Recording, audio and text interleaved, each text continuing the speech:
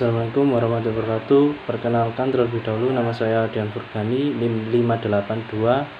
Tujuan saya membuat video atau vlog ini untuk memvideo laporan terkait due diligence. Sebelum ke sana, kita akan membahas pengertian apa itu due diligence terlebih dahulu. Due diligence ini diartikan sebuah proses atau investasi atau investigasi di mana dapat mengaudit terhadap produk atau investasi potensial dalam hal bisnis yang akan dibeli untuk memastikan kebenaran dari semua produk yang dilaporkan.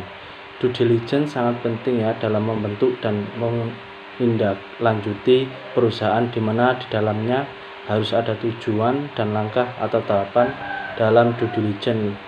Langkah untuk yang pertama biasanya yaitu memastikan tujuan dilakukan LDD, di mana membeli aset perusahaan harus jelas dalam segi hukum dan surat-surat sah secara hukum.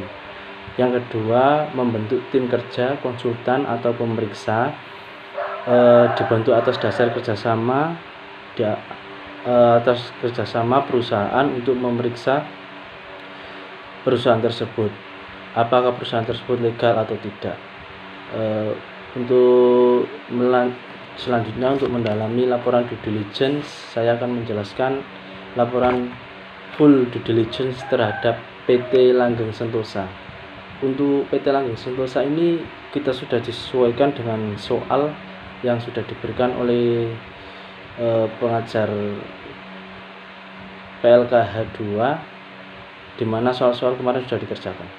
Untuk yang pertama yaitu laporan due diligence. Untuk yang pertama itu ada aspek-aspek yang pertama ya. Ini ada pengantar di sini bahwa laporan due diligence terhadap PT Langgeng Sentosa di sini jenisnya adalah pemeriksaan terhadap secara menyeluruh, full due diligence.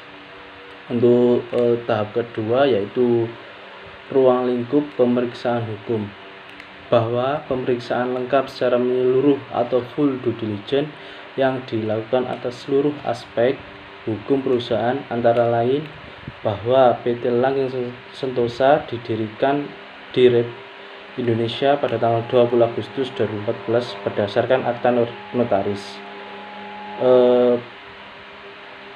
Berdasarkan Magdaliman Sugiarto SHMKN nomor 33, anggaran dasar perusahaan telah mengalami 2 kali perubahan. Adapun perubahan terakhir dan akta notaris Magdaliman Sugiarto nomor 37 tanggal 29 Juli 2018,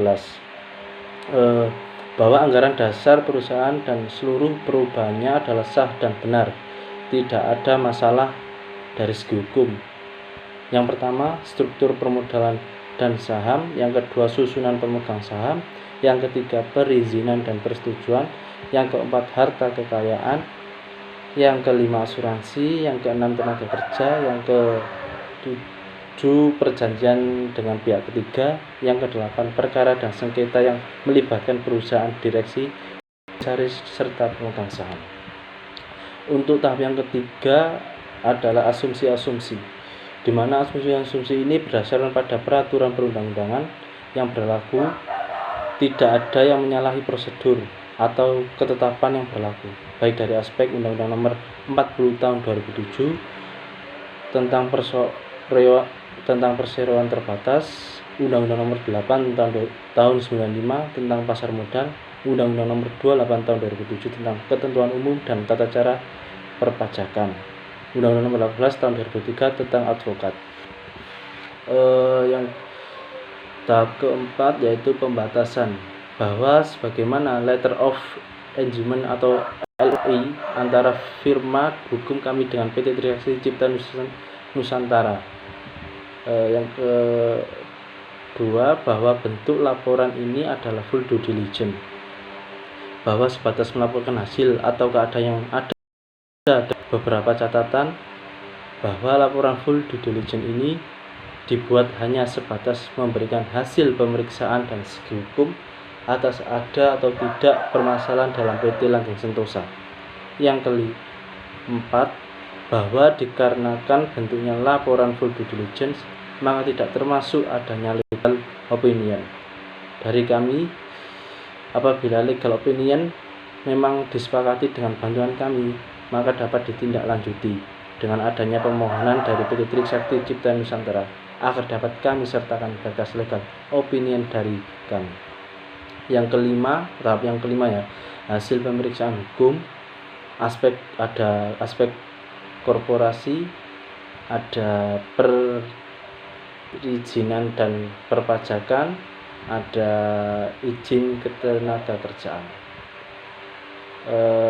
ada juga harta kekayaan perseroan, terus ada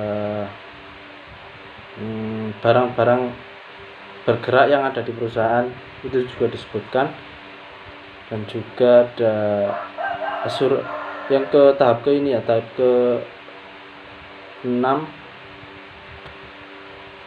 ya, tahap ke-6 ini ada asuransi. Tahap ke-7 perjanjian kredit dan jaminan.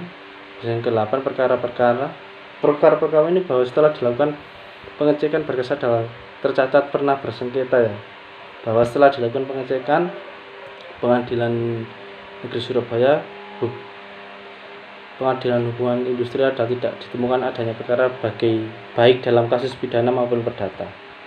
Untuk yang terakhir ini ada penutup bahwa demikian laporan due diligence ini dibuat in witness purpose in laporan due diligence related to diligence. Tanda tangan dari Jayabaya Law Firm The Partners. Sekian video laporan due diligence dari saya. Assalamualaikum warahmatullahi wabarakatuh.